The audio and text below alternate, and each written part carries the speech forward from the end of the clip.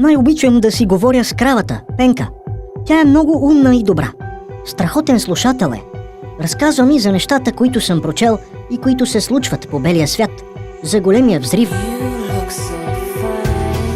За раждането на козлето Ганчо беше много вълнуващо. Тя споделя с мен моите радости и неволи. Заедно сме в добро и зло. Аз се чеша с гребен, а тя ми дава мляко. Ние сме идеалната двойка. Обичам я. Струва ви се, че няма нищо драматично и нашата любовна история е съвсем обикновена. Не, всъщност, аз съм женен. За човек.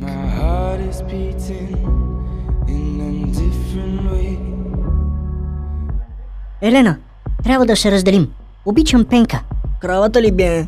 Да, не мога повече да живея в лъжа. Не мога повече да крия любовта си. Чудя се аз, що си осмърдял семейното ни ложе на говна? Да се махаш от тука, урод!